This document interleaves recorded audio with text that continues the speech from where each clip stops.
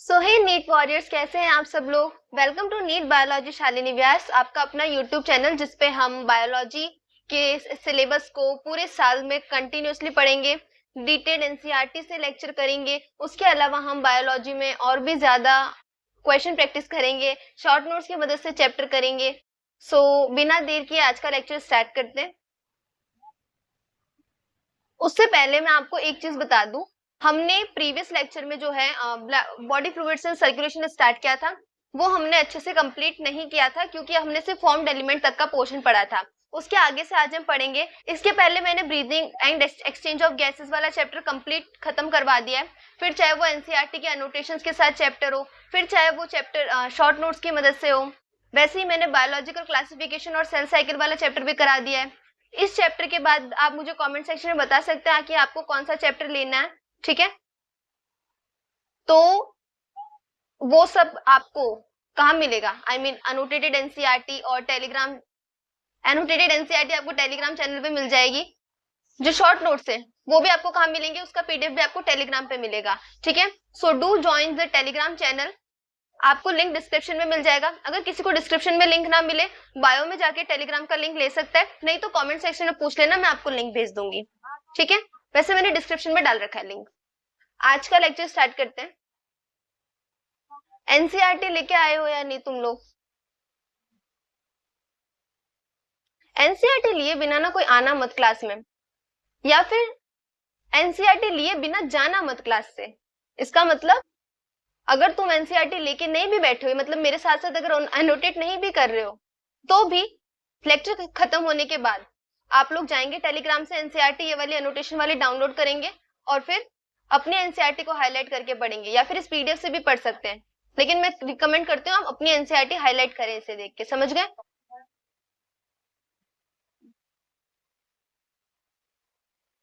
Formed element हमने कल complete कर लिए थे। ये डायग्राम कल रह गया था, तो हम पहले वो ये देख लेते हैं, क्योंकि एनसीईआरटी के डायग्राम हम नहीं छोड़ने वाले। हालांकि डायग्राम्स का मैं एक अलग से सेशन लगा दूंगी जिसके अंदर हम पूरी एनसीईआरटी के, एक दिन क्लास 11th के सारे डायग्राम्स कर लेंगे, एक दिन क्लास 12th के सारे डायग्राम कर लेंगे, ठीक है। चैप्टर वाइज तो हम साथ में कर ही रहे हैं। तो यहाँ पे देखिए, आरबीसी रेड कलर की होती है, बाइकॉन्केव इसका शेप होता है, ऐसी दिखती है। प्लेटलेट्स क्यों? क्योंकि हमने कल पढ़ा था प्लेटलेट्स क्या होते हैं, मेगा कैरियोसाइट्स के टुकड़े होते हैं। मेगा कैरियोसाइट्स क्या होते हैं, एक सेल टाइप होता है। किसका टाइप होता है ये सेल? एक स्पेशल सेल होते हैं हमारे जो बोन मैरो में मिलते हैं, समझ गए। तो प्लेटलेट्स यहाँ देखो टुकड़ों की तरह बना रखा है। उसके बाद आते हैं हमारे इओसिनोफिल। ये जो इओसिनोफिल है डब्ल्यूबीसी का एक टाइप है जो कि एलर्जिक रिएक्शन में काम आता है। कैसे याद रखोगे कि इनमें से इओसिनोफिल की फोटो कौन सी है? May be black and white में अगर पेपर में आपको दिखे तो दिख रहा है, ये हेडफोन टाइप। ये हेडफोन टाइप स्ट्रक्चर दिखे एक सेल के अंदर, इसका मतलब वो इओसिनोफिल है। बेसोफिल में आपको डॉट डॉट डॉट डॉट दिखेंगे, एक गोला है उसके अंदर डॉट डॉट डॉट डॉट है भरे हुए, क्या है वो? बेसोफिल है। न्यूट्रोफिल्स में आपको देखो क्या दिखेगा, न्यूट्रोफिल्स में बेसिकली 3 लोब्स वाला न्यूक्लियस होता है। तो ये देखो, इधर आपको एक दिख रहा है,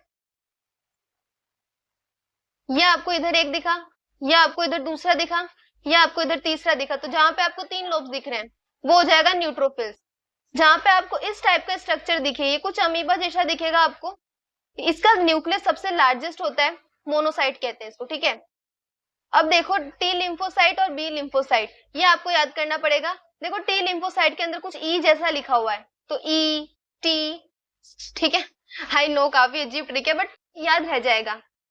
एक्चुअली मेरी शक्ल तो फिर तुमको याद रह ही जाएगी ना, ई टी।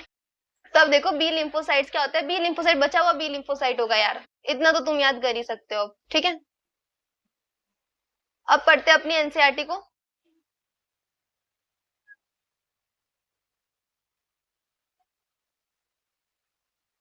आज का टॉपिक स्टार्ट होगा ब्लड ग्रुप से, ठीक है।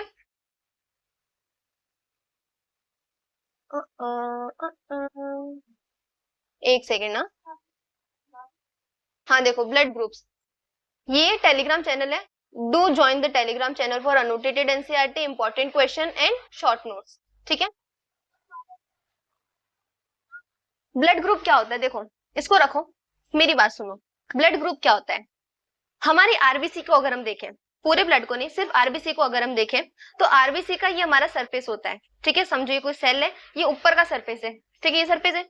अब सरफेस के ऊपर कुछ एंटीजन लगे होते हैं आरबीसी पे, ठीक है। हर इंसान की आरबीसी पे अलग अलग एंटीजन लगे होते हैं, जिसके ऊपर जिन जिन लोगों के ऊपर ए नाम का एंटीजन लगा है, एंटीजन ए लगा है, ठीक है, उसका ब्लड ग्रुप ए हो जाएगा।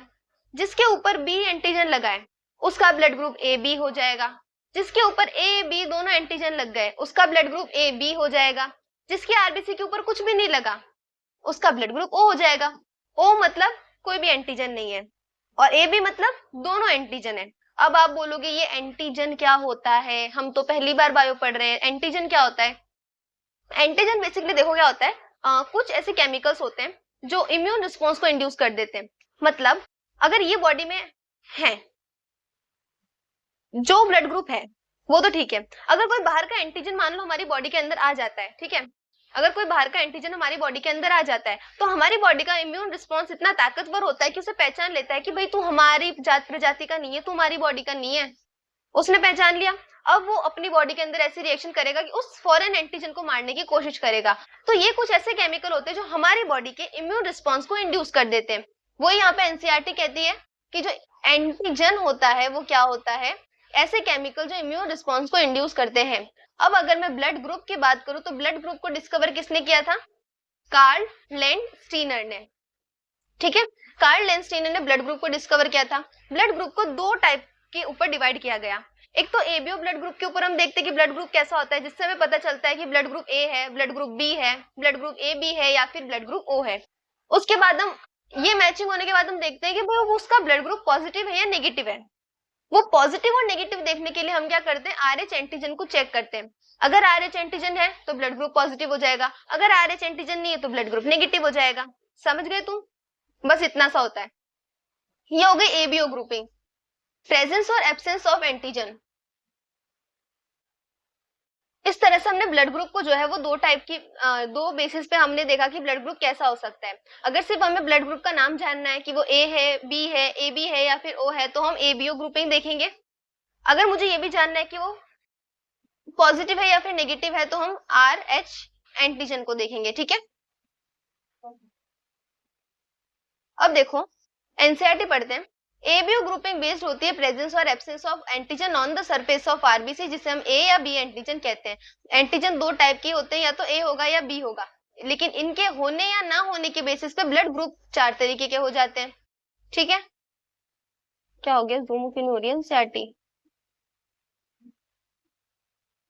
एनसीईआरटी भी नखरे कर रही है, देख रहे हो तुम, उसको पता है ना मैं इंपॉर्टेंट हूँ इसलिए।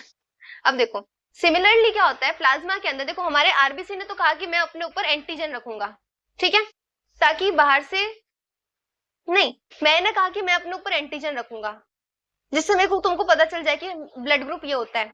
लेकिन मान लो बाहर से मैंने कहा अगर कोई फॉरेन एंटीजन आ गया कि हमारा ब्लड ग्रुप ए है और बी नाम का एंटीजन आ गया, ठीक है, तो हमारी बॉडी क्या करेगी, ऐसे बैठ जाएगी? नहीं बैठेगी। इसके पास भी हथियार होंगे, क्या हथियार होंगे, इसके पास एंटीबॉडी होगा। अब आरबीसी के सरफेस पे अगर एंटीजन है तो एंटीबॉडी कहाँ होगी, प्लाज्मा में होगी।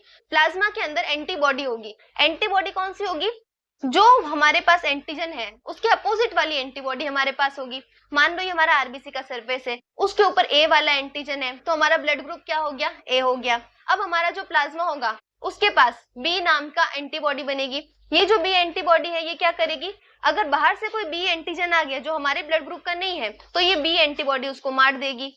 समझ गए तुम। अब अगला केस देखो, ये हमारा आरबीसी का एंटीजन, सॉरी ये हमारा आरबीसी का सरफेस, उसके ऊपर मैंने एंटीजन लगा दिया बी का, तो ब्लड ग्रुप कौन सा हो गया, बी हो गया।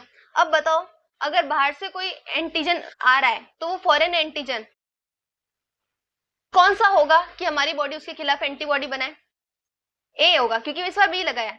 तो ए जब एंटीजन आएगा तो हमारी बॉडी के पास एंटीबॉडी ए है, वो उस एंटीजन को मार देगी। अगर मानो ए बी ब्लड ग्रुप मतलब हमारे आरबीसी के सरफेस पे ए भी है और बी भी एंटीजन, तो क्या होगा, तो उसको फर्क नहीं पड़ता, तो चाहे ए आओ चाहे बी आओ मैं नहीं मारूंगा। क्यों मारूंगा भाई, मेरे पास तो दोनों है ना, मेरे पास दोनों एंटीजन है, तो भले तुम बाहर से कोई भी आओ, वो मेरे, मैं तो दोनों को जानता हूँ, तो वो मेरे लिए बाहर के आदमी नहीं है। अब ठीक है, बाहर के नहीं है तो इनके पास कोई एंटीबॉडी नहीं होगी प्लाज्मा में, क्यों, क्योंकि हथियार चाहिए ही नहीं मारने के लिए।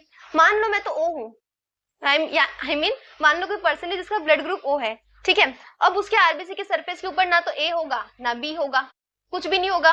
तो अब वो ना ए को जानता है ना बी को जानता है, तो अब बाहर से जो भी ब्लड ग्रुप आएगा वो ए भी होगा और बी भी होगा, चाहे कुछ भी हो बाहर का ब्लड ग्रुप। अगर उसके पास ए या बी में से कोई एक भी एंटीजन है या फिर दोनों एंटीजन है, तब हमारे पास दोनों तरीके की एंटीबॉडी होगी प्लाज्मा में, क्योंकि हमें तो दोनों बाहर वाले लग रहे हैं, हम तो दोनों को मारना चाहेंगे। तो इस बार एंटीबॉडी हमारे पास ए और एंटीबॉडी बी दोनों होंगे। समझे? आगे हम एनसीईआरटी के टेबल में देखेंगे, पर ऐसे तुम्हें जल्दी समझ आएगा, ठीक है। अब आगे देखते हैं एनसीईआरटी को। Plasma of different individual contain two natural antibody. देखो जैसे एंटीजन ए बी होते हैं, वैसे प्लाज्मा के अंदर एंटीबॉडी भी ए और बी होती है, ठीक है। अगर ए एंटीजन है हमारे पास तो एंटीबॉडी कौन सी होगी? बी। अगर बी एंटीजन है तो एंटीबॉडी कौन सी होगी? ए।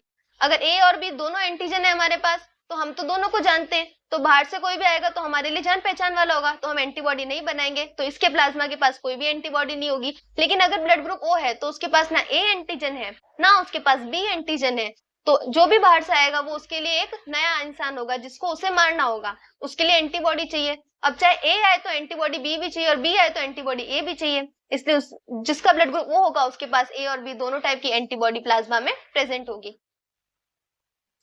अब देख लेते हैं इस टेबल को। यहाँ जो लिखा है वो मैं इस टेबल में समझाती हूँ तुम्हें। देखो अगेन आरबीसी की सरफेस के ऊपर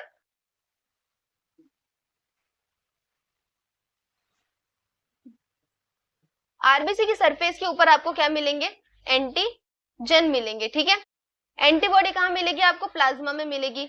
अगर मेरे आरबीसी के ऊपर ए नाम का एंटीजन है तो ब्लड ग्रुप क्या हो जाएगा? ए हो जाएगा।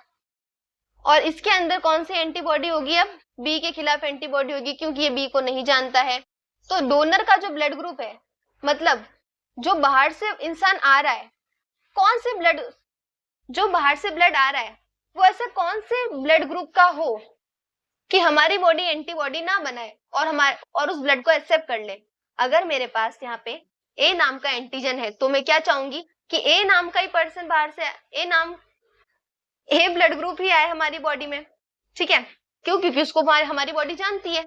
अब ए वाला ही अगर बाहर से आएगा तो हमारी बॉडी एंटीबॉडी नहीं बनाएगी, इसलिए ब्लड ग्रुप ए ही होना चाहिए, या फिर ओ भी चलेगा। क्यों? क्योंकि ओ के पास एंटीजन होता ही नहीं है। ओ क्या है?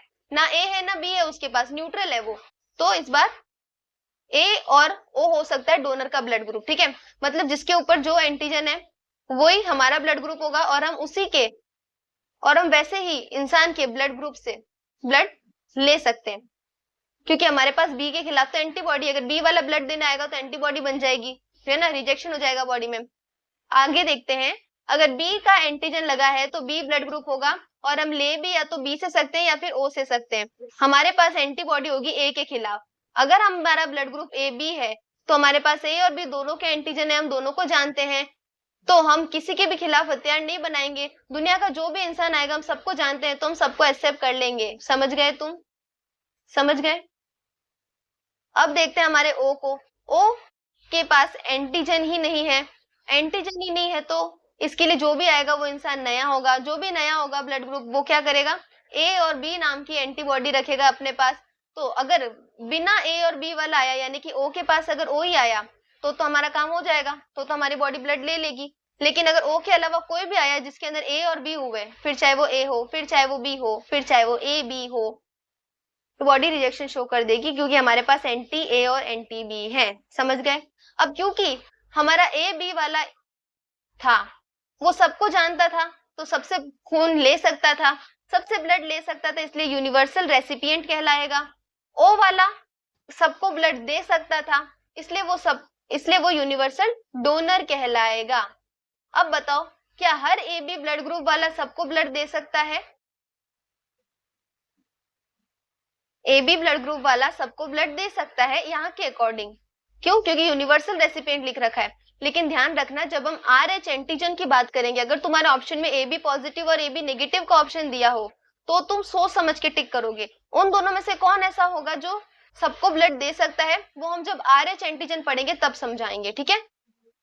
अभी के लिए इतना ध्यान रखो, ए बी सबसे ले सकता है और ओ सबको दे सकता है। पॉजिटिव नेगेटिव का डिफरेंस हम बाद में देखेंगे, क्योंकि उससे भी फर्क पड़ता है बॉडी को, है ना। Blood of the donor has to be carefully matched with the blood of the recipient before any blood transfusion, ताकि कोई भी सीरियस प्रॉब्लम ना हो जाए। अब सीरियस प्रॉब्लम क्या होगी, अगर मेरा ब्लड ग्रुप ए है और मैंने बी वाले से ब्लड ले लिया तो मेरी बॉडी में क्या हो जाएगी, क्लम्पिंग हो जाएगी, यानी कि मेरी बॉडी जो है वो आरबीसी को डिस्ट्रॉय करने लग जाएगी। समझ गए, मेरी बॉडी आरबीसी को अब क्या करने लग जाएगी, डिस्ट्रॉय करने लग जाएगी। आगे देखते हैं।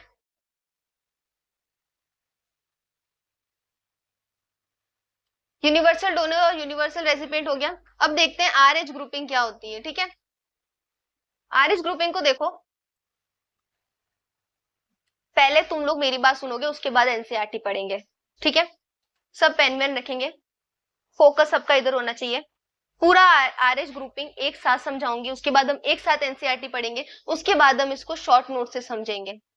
ठीक है, एक टॉपिक 3 बार समझा रही हूँ, ध्यान से समझ लेना आप।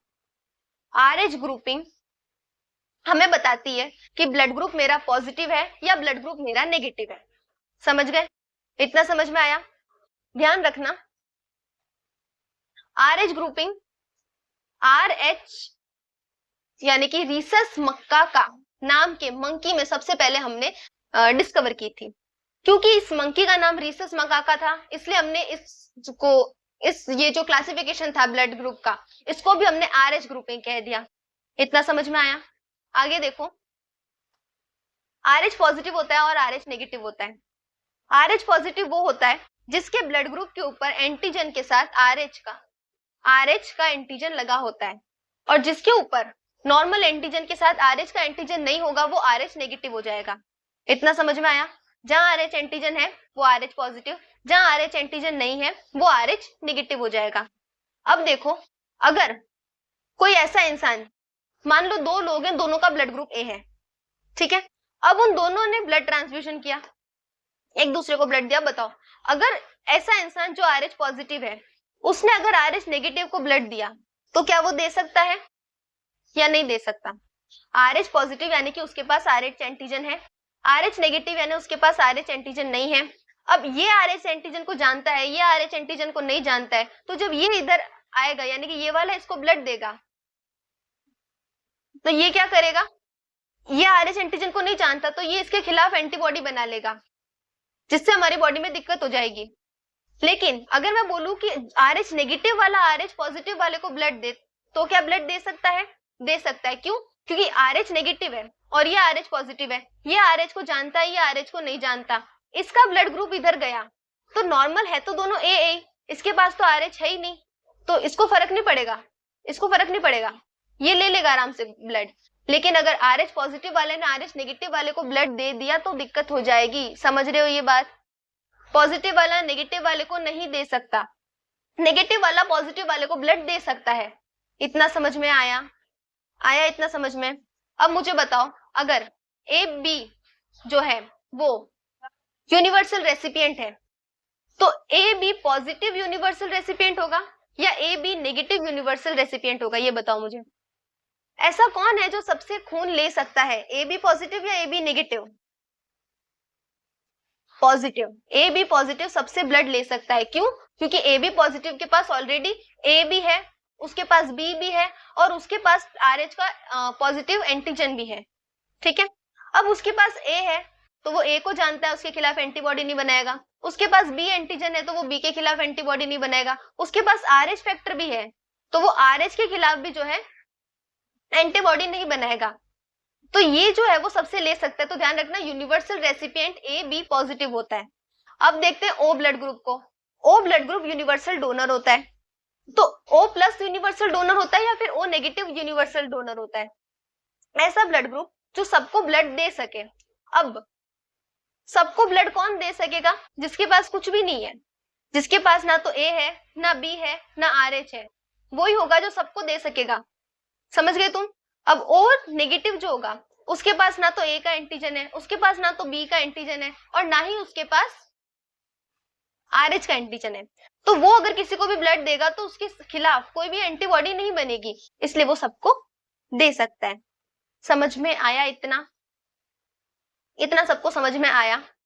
इतना एनसीईआरटी पढ़ते हैं और नोट्स देखते हैं, उसके बाद आगे समझाती हूँ, ठीक है?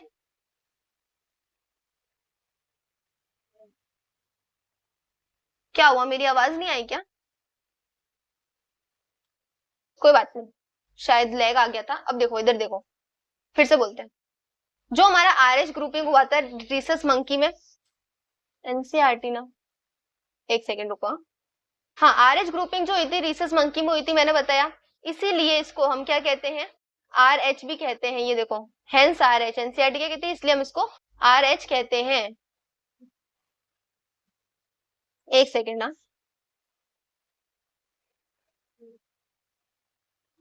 हाँ, it is observed that on the surface of RBC, मतलब आरबीसी के सरफेस पे आरएच नाम का एंटीजन होता है।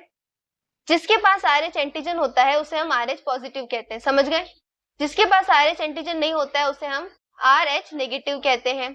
इतना समझ में आया? अब एनसीईआरटी कह रही है कि नियरली 80% ऑफ ह्यूमन जो है उनके आरबीसी के सरफेस के ऊपर आरएच का एंटीजन होता है। इसका मतलब 80% लोग जो होते हैं वो पॉजिटिव ब्लड ग्रुप वाले होते हैं, और बाकी के बचे हुए 20% लोग जो होते हैं वो आरएच नेगेटिव ब्लड ग्रुप वाले होते हैं। समझ गए? अब देखो, आरएच नेगेटिव पर्सन ने अगर आरएच पॉजिटिव पर्सन को ब्लड दे दिया जिसके पास कुछ नहीं है, अगर उसने, देखो पहले इधर देखो, तुमको जल्दी समझ में आएगा, बता रही हूँ, उसके बाद हम ये लाइन भी पढ़ेंगे, रुको।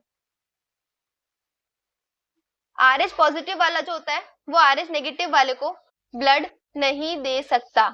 क्यों नहीं दे सकता? क्योंकि पॉजिटिव वाले ने नेगेटिव वाले को ब्लड दिया तो एंटीबॉडी बन जाएगी, क्योंकि ये वाला आरएच को नहीं जानता है।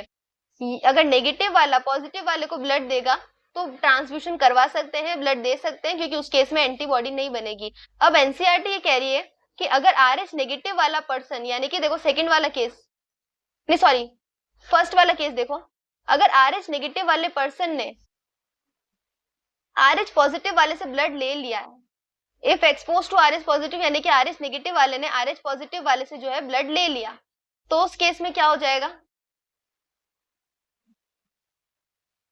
उस केस में स्पेसिफिक एंटीबॉडी बन जाएगी उस आरएच एंटीजन के खिलाफ।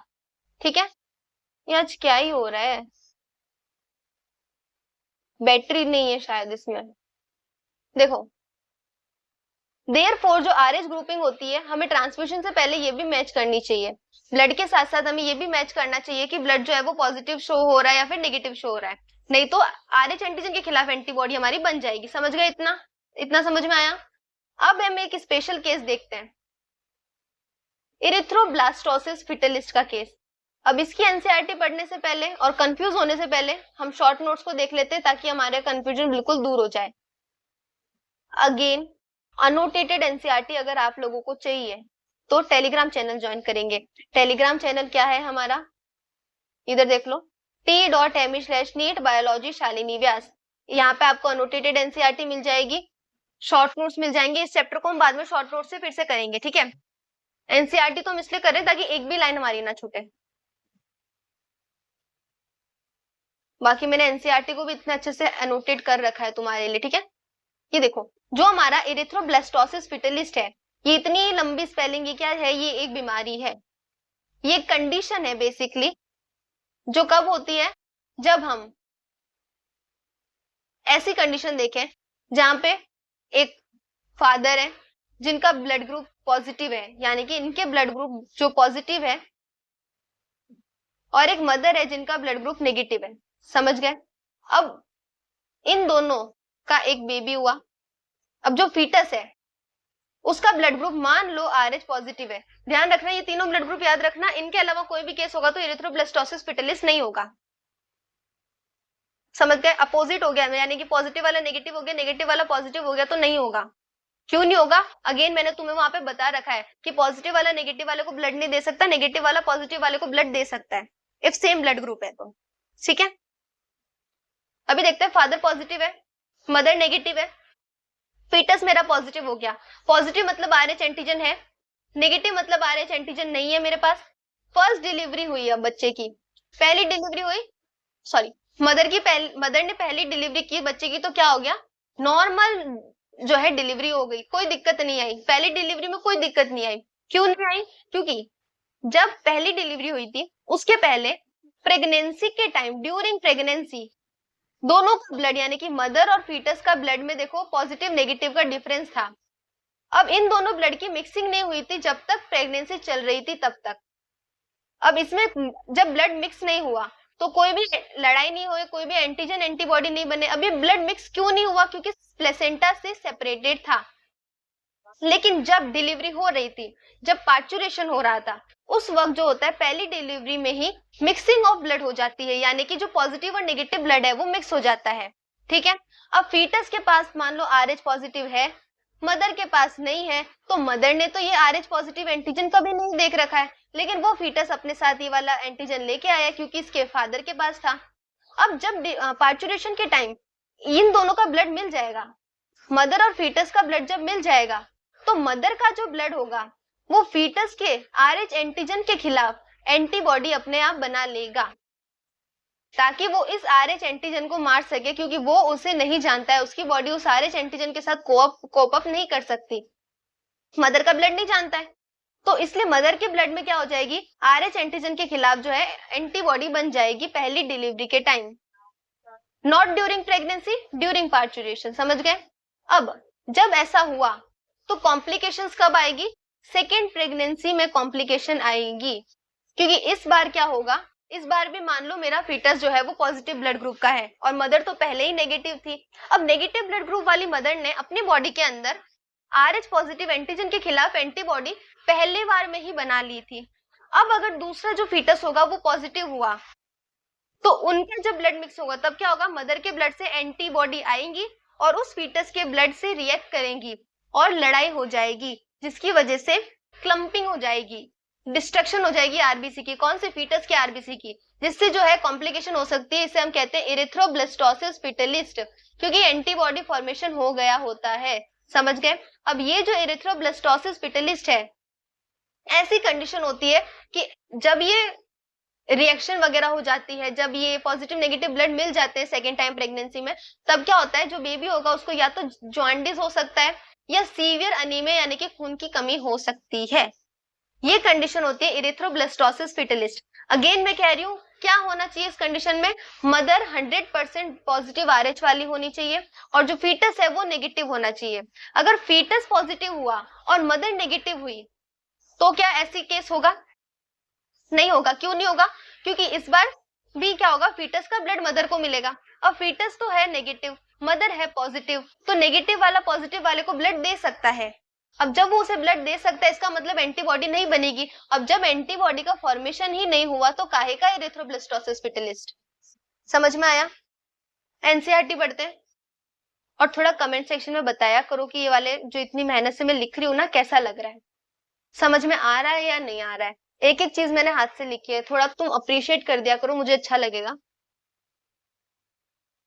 आगे देखो, एनसीईआरटी बढ़ते रुका।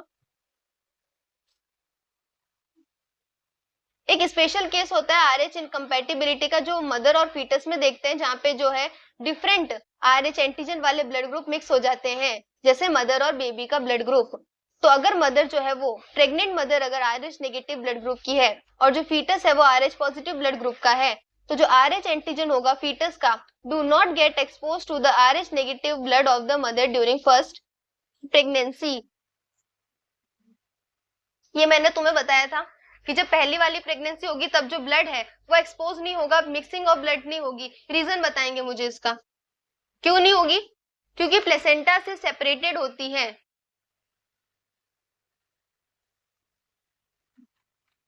प्लेसेंटा दोनों को ज्वाइन नहीं होने देगा।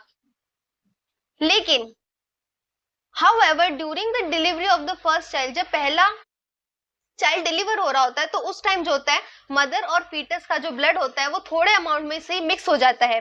मिक्स होने की वजह से जो मदर का ब्लड होता है वो फीटस के RH पॉजिटिव एंटीजन के खिलाफ क्या होता है, एंटीबॉडी बना लेता है। ऐसे केस में मदर की बॉडी क्या करेगी, एंटीबॉडी प्रिपेयर करना शुरू करेगी अपने ब्लड में। इसीलिए क्या होता है, अगर उस पहली प्रेगनेंसी के बाद जो भी सब्सिक्वेंट प्रेगनेंसी होगी, मतलब पहली के बाद जो भी होगी, दूसरी, तीसरी, चौथी जो भी प्रेगनेंसी होगी, सब में क्या हो जाएगा, RH एंटीबॉडी मदर की बॉडी में प्रेजेंट है। अब ये जो है, जो दूसरा वाला बेबी होगा, उनके ब्लड के अंदर लीक कर जाएंगे। अब एंटीबॉडी जैसे ही लीक करेगी तो फीटल की जो आरबीसी होंगी उसको डिस्ट्रॉय कर देंगे, जिसकी वजह से क्लम्पिंग हो जाएगी ब्लड में। अगर ऐसा हो गया तो जो फीटस है उसके लिए कंडीशन फेटल हो सकती है, यानी कि या तो वो फीटस मर जाएगा, या फिर जो होगा, अगर उसने जन्म ले लिया तो उसे सीवियर एनीमिया या फिर जॉन्डिस की कंडीशन हो सकती है। इसी कंडीशन को हम कहते हैं एरिथ्रोब्लास्टोसिस फिटलिस्ट। अब मान लो कि ब्लड ग्रुप तो हम चेंज कर नहीं सकते, मान लो फादर पॉजिटिव मदर नेगेटिव, जिसकी वजह से जो फीटस है वो क्या हो गया हमारा, पॉजिटिव। अब क्या मदर डिलीवर ना करे उस बेबी को, ऐसे तो हो नहीं सकता।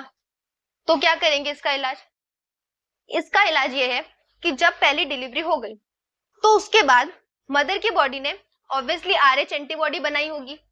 इन RH एंटीबॉडी को अगर हम दूसरी प्रेगनेंसी के पहले ही अगर मार दें तो RH एंटीबॉडी बनेगी ही नहीं, नई प्रेगनेंसी में फिर से प्लेसेंटा सेपरेट कर देगा ब्लड को। तो हम उन RH एंटीबॉडी को मारने की कोशिश करते हैं, यानी कि जैसे ही डिलीवरी होगी उसके कुछ घंटों में ही, 48 आवर्स कहते हैं उसको, उस टाइम में ही, या फिर यहाँ पे एनसीईआरटी के अकॉर्डिंग इसे इमीडिएटली लिखा गया है, यानी कि जैसे ही डिलीवरी हुई इमीडिएटली मदर को anti-RH एंटीबॉडी के इंजेक्शन लगा दिए जाते हैं, या फिर ये anti-RH एंटीबॉडी मदर को दे दी जाती है जो RH एंटीबॉडी को मार देगी। अब RH एंटीबॉडी मर गई तो अब जो नेक्स्ट प्रेगनेंसी होगी उसकी डिलीवरी में अगर ब्लड मिक्सिंग हो भी गया तो फिर से मदर एंटीबॉडी बनाएगी और फिर से हम ये काम कर देंगे, ताकि फर्दर सब्सिक्वेंट प्रेगनेंसी में कोई दिक्कत ना आए। एरिथ्रोब्लास्टोसिस फिटलिस की कंडीशन सबको समझ में आ गई, डन है।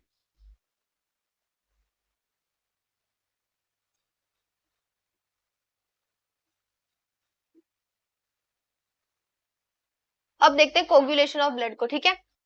अब ब्लड का कोगुलेशन कैसे होता है, मान लो हमें कहीं चोट लग गई और ब्लड फ्लो हो रहा है, तो क्या वो ब्लड फ्लो होता ही रहेगा, नहीं। हमारी बॉडी के पास ऐसा मैकेनिज्म होता है कि उस ब्लड फ्लो को रोक देती है थोड़ी देर बाद। अभी कैसे होता है वो देखते हैं, इधर छोड़ो, एनसीईआरटी पढ़ेंगे बाद में, ठीक है। पहले आओ इधर और इधर ध्यान से देखो। हमारी बॉडी में जो ब्लड क्लॉट बनता है वो कैसा होता है, एक रेडिश ब्राउन स्कम होता है।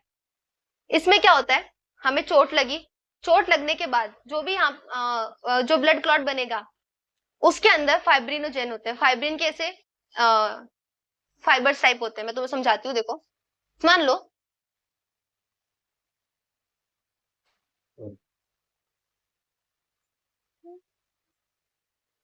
इंजरी हुई, ब्लड फ्लो,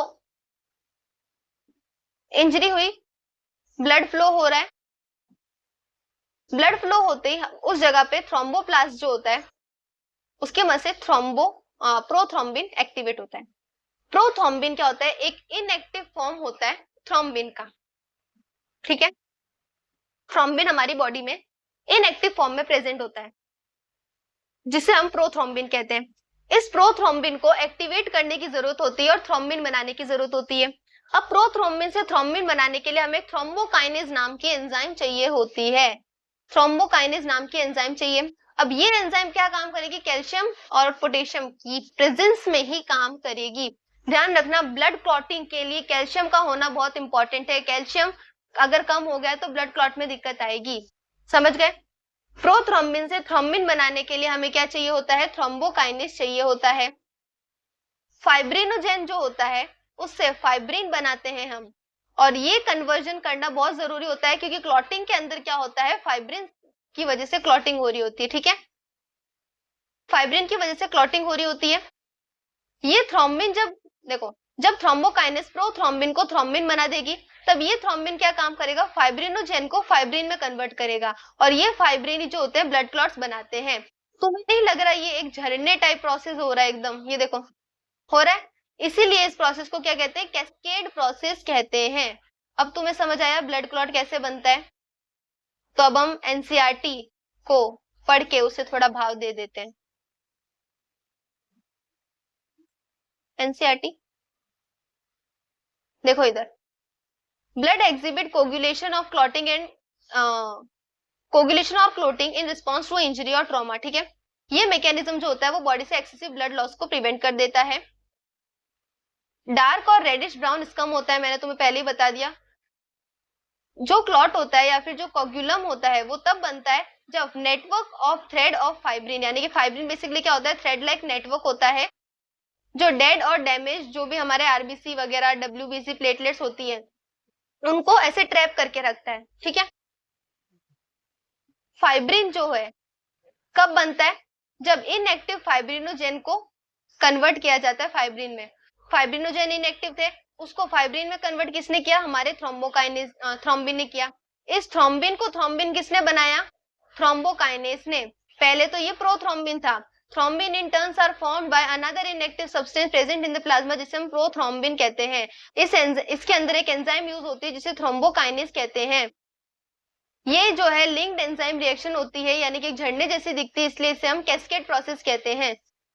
कोई भी इंजरी हुई, कोई भी ट्रॉमा हुआ तो प्लेटलेट्स के नंबर जो है वो अच्छे खासे होंगे तो क्लॉट अच्छे से बन जाएगा। Certain factor release by the tissues, हमारे टिश्यू जो होते हैं जहाँ पे इंजरी हुई है वह टिश्यूज भी कुछ फैक्टर रिलीज करते हैं जिसकी वजह से कोगुलेशन शुरू हो जाता है। Again calcium ion play a very important role in clotting. समझ गए, समझ गए तो कमेंट करेंगे समझ गए।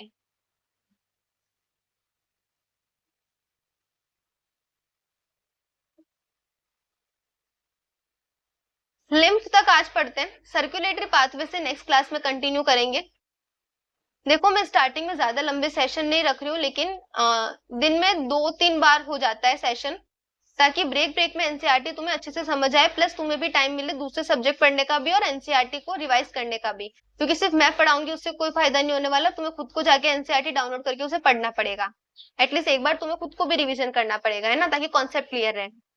बाद में हम ऐसा भी सेशन लेंगे जहां पे हम पूरी एक एक क्लास में एक एक चैप्टर कर रहे हैं, ठीक है। अभी सिर्फ 40 मिनट्स की क्लास हुई है, लिम्फ वाला पोर्शन कंप्लीट कर लेते हैं। लिम्फ को हम टिश्यू फ्लूइड्स भी कहते हैं। टिश्यू फ्लूइड के अलावा इसे हम और क्या कहते हैं, इंटरस्टिशियल फ्लूइड भी कहते हैं। लिम्फ क्या होता है, हमारे टिश्यूज के बीच में, हमारे टिश्यूज के बीच में कुछ वाटर होता है along with many small substances move into the spaces between the cell or tissue leaving the larger protein most of the formed element in the blood vessel, ठीक है। this fluid released out is called as interstitial fluid कहते हैं उसे, या फिर उसे tissue fluid कहते हैं। सेम एज द मतलब जो लिम्फ होता है उसका जो डिस्ट्रीब्यूशन होता है, मतलब लिम्फ के अंदर क्या क्या चीजें होती है, सेम जो चीजें प्लाज्मा में होती है वही हमें लिम्फ में मिल जाती है, ठीक है। लिम्फ में ध्यान रखना आरबीसी नहीं होता है, लिम्फ में आरबीसी नहीं होता है। फ्यू डब्ल्यूबीसी होती है लिम्फ में, फ्यू डब्ल्यूबीसी होती है लिम्फ में, इसका मतलब कौन सी डब्ल्यूबीसी होती है, ध्यान रखना, इसमें बहुत सारे पीवाईक्यू आ रखे हैं। फ्यू डब्ल्यूबीसी होती है, इसका मतलब कौन सी डब्ल्यूबीसी होती है, मोनोसाइट्स और लिम्फोसाइट्स होती है। अगेन वो एक ग्रेनुलोसाइट होती है या फिर ग्रेनुलोसाइट होती है, दोनों टाइप ऑफ जो ये लिम्फोसाइट, दोनों टाइप ऑफ डब्ल्यूबीसी जो ये मोनोसाइट्स और लिम्फोसाइट्स ये कैसे होती है, हमारी ए ग्रेनुलोसाइट्स होती है, ठीक है। काम क्या होता है इस लिम्फ का, एक्सचेंज करना न्यूट्रिएंट्स को, गैसेस का एक्सचेंज करना किसके बीच में, ब्लड और सेल के बीच में। एक ये लेबोरेट नेटवर्क ऑफ वेसल बन जाता है जिसे हम लिम्फेटिक सिस्टम कहते हैं। कहीं कहीं लिम्फ जो होता है वो लिम्फ नोड्स भी बना देता है। Fluid present in the lymphatic system उसे हम लिम्फ कहते हैं। लिम्फ एक कलरलेस फ्लूइड होता है क्योंकि आरबीसी तो है नहीं, कलर कहां से आएगा। Containing special lymphocytes which are responsible for the immune responses of the body, ये बॉडी को इम्यूनिटी प्रोवाइड करता है। लिम्फ एक इंपॉर्टेंट कैरियर होता है न्यूट्रिएंट और हॉर्मोन्स का। Fat absorb through the lymph in the lacteals present in interstitial villi, fats वगैरह होते हैं वो भी इसकी वजह से जो है एब्जॉर्ब हो जाते हैं। लिम्फ इतना ही था, ठीक है, ज्यादा इंपॉर्टेंट नहीं है। इसमें जो सबसे इंपॉर्टेंट चीजें वो तो है कि लिम्फ में होता क्या है क्या नहीं होता है, इसके ऊपर बहुत बार क्वेश्चन आ रखे हैं। प्लस इसके अंदर इसका काम क्या होता है, इम्यून रिस्पॉन्स प्रोवाइड करवाता है। लिम्फेटिक सिस्टम होता है, लिम्फेटिक नोड्स होती हैं और फैट्स जो है वो एब्जॉर्ब हो जाते हैं। हॉर्मोन्स और न्यूट्रिएंट्स का भी काम उसको उसके अच्छे कैरियर होते हैं और एक्सचेंज ऑफ न्यूट्रिएंट्स भी करते हैं, गैसेस का भी एक्सचेंज करते हैं ब्लड और सेल के बीच में, ठीक है। ये हो गया आपका टिश्यू फ्लूइड यानी कि लिम्फ कंप्लीट। सर्कुलेटरी पाथवे से हम नेक्स्ट क्लास में कंटिन्यू करेंगे। चैप्टर तो बड़ा है, स्टार्टिंग में थोड़ा धीरे धीरे पढ़ते हैं ताकि समझ में आए, क्योंकि बहुत सारे बच्चे होंगे जो 11th वगैरह के होंगे जो ये चैप्टर पहली बार पढ़ रहे होंगे ना। तो आज के लिए इतना ही। अगेन चैनल को सब्सक्राइब करना, कमेंट करना, लाइक शेयर करना बिल्कुल मत भूलना, और टेलीग्राम चैनल को अच्छे से ज्वाइन कर लेना। Thank you.